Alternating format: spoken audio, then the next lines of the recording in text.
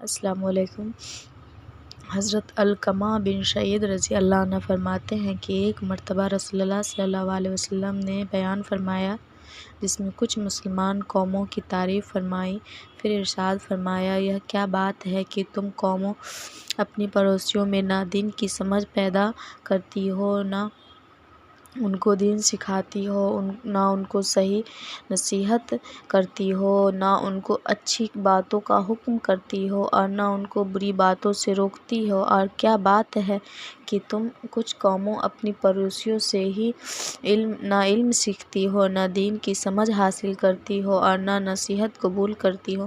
اللہ تعالیٰ کی قسم، یہ لوگ اپنے پڑوسیوں کو علم سکھائیں، ان میں دین کی سمجھ پیدا کرے، ان کو نصیحت کرے، انہیں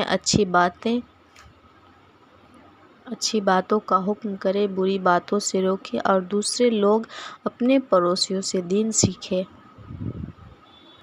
ان سے دین کی سمجھ حاصل کرے اور ان کی نصیحت قبول کرے۔ اگر ایسا نہ ہوا تو میں ان سب کو دنیا میں ہی سخت سزا دوں گا۔ اس کے بعد رسول اللہ صلی اللہ علیہ وسلم ممبر سے نیچے تشریف لائے۔ لوگوں میں اس کا چرچا ہوا کہ رسول اللہ صلی اللہ علیہ وسلم نے کون سی قومیں مراد لی ہیں۔ لوگوں نے کہا، اشعری قوموں کے لوگ مراد ہیں کہ وہ علم والے ہیں اور ان کے آس پاس کے دیہاتی دین سے ناواقف ہیں۔ یہ خبر اشعری لوگوں کو پہنچی۔ وہ رسول اللہ صلی اللہ علیہ وسلم کی خدمت میں حاضر ہوئے اور عرض کیا، یا رسول اللہ، آپ نے کچھ قوموں کی تعریف فرمائی اور ہم پر ناراضگی کا اظہار فرمایا، ہمارا کیا قصور ہے؟ رسول اللہ صلی اللہ علیہ وسلم نے دوبارہ ارشاد فرمایا، یا تو یہ لوگ اپنے پڑوسیوں کو علم سکھائیں، ان کو نصیحت کریں، ان کو اچھی باتیں کا حکم کریں، بری باتوں سے منع کریں، اور ایسے ہی دوسرے لوگوں کو چاہیے کہ وہ اپنے پڑوسیوں سے سیکھیں، ان سے نصیحت حاصل کریں، دین کی سمجھ بوجھ لیں، ورنہ میں ان سب کو دنیا میں ہی سخت سزا دوں گا۔ اشعری لوگوں نے عرض کیا، یا رسول اللہ صلی اللہ علیہ وسلم، کیا ہم دوسروں کو سمجھدار بنائیں؟ رسول اللہ صلی اللہ علیہ وسلم نے پھر اپنا وہی حکم ارشاد فرمایا۔ انہوں نے تیسری دفعہ بھی یہی عرض کیا۔ نبی کریم صلی اللہ علیہ وسلم نے پھر اپنا وہی حکم ارشاد فرمایا۔ پھر انہوں نے عرض کیا، یا رسول اللہ، 1 سال کی مہلت ہم کو دے دیں۔ نبی کریم صلی اللہ علیہ وسلم نے ان کو ان کے پڑوسیوں کی تعلیم کے لیے 1 سال کی مہلت دے دی تاکہ ان میں دین کی سمجھ پیدا کرے، انہیں سکھائے اور انہیں نصیحت کرے۔ پھر رسول اللہ صلی اللہ علیہ وسلم نے یہ آیت تلاوت فرمائی۔ ترجمہ: بنی اسرائیل میں جو لوگ کافر تھے ان پر حضرت داؤد اور حضرت عیسیٰ علیہ السلام کی زبان سے لعنت کی گئی تھی، اور یہ لعنت اس سبب سے ہوئی کہ انہوں نے حکم کی مخالفت کی اور حد سے نکل گئے۔ جس برائی میں وہ مبتلا تھے اس سے ایک دوسرے کو منع نہیں کرتے تھے، ان کا یہ کام واقعی برا تھا۔ نبی کریم صلی اللہ علیہ وسلم کی حدیث۔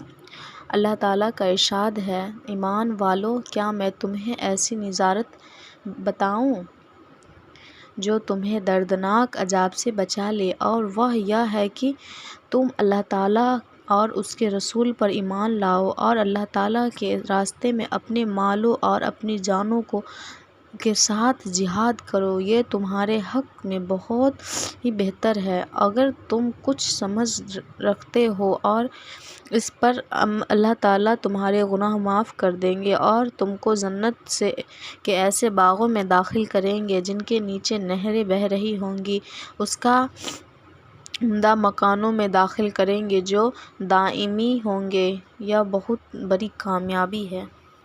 اللہ تعالیٰ نے اپنے رسول صلی اللہ علیہ وسلم سے ارشاد فرمایا، آپ مسلمانوں سے کہہ دیجئے کہ اگر تمہارے باپ اور بیٹے اور بھائی اور بیویاں اور تمہاری برادری اور وہ مال جو تم نے کمائے ہیں اور وہ تجارت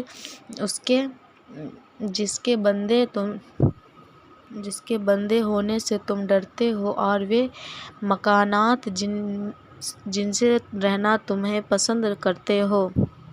اگر یہ سب چیزیں تم کو اللہ تعالیٰ سے اور ان کے رسول سے اور اللہ تعالیٰ کے راستے میں جہاد کرنے سے زیادہ محبوب ہے تو انتظار کرو، یہاں تک کہ اللہ تعالیٰ سزا کا حکم بھیجیں گے، اور اللہ تعالیٰ حکم نہ ماننے والوں کی رہبری نہیں فرماتے۔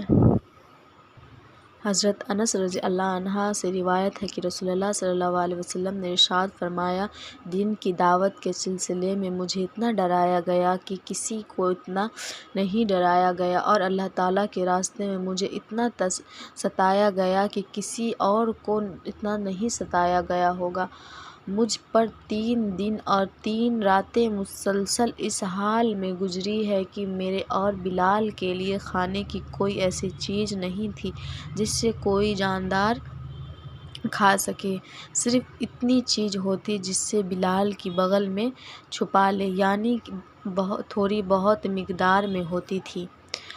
حضرت ابن عباس رضی اللہ عنہ سے روایت کرتے ہیں کہ رسول اللہ صلی اللہ علیہ وسلم اور آپ کے گھر والے بہت سی راتیں مسلسل خالی پیٹ فاقے سے گزارتے تھے۔ ان کے پاس رات کا کھانا نہیں ہوتا تھا، اور ان کا کھانا عام طور سے جو کی روٹی ہوتی تھی۔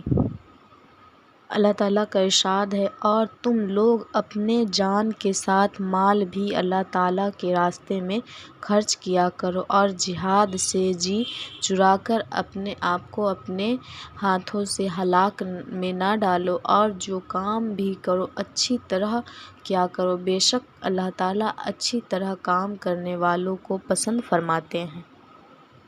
اللہ تعالیٰ نے اپنے رسول صلی اللہ علیہ وسلم سے ارشاد فرمایا، اور اپنے بندوں سے فرما دیجئے کہ وہ ایسی باتیں نہ کہا کریں جو بہتر ہو۔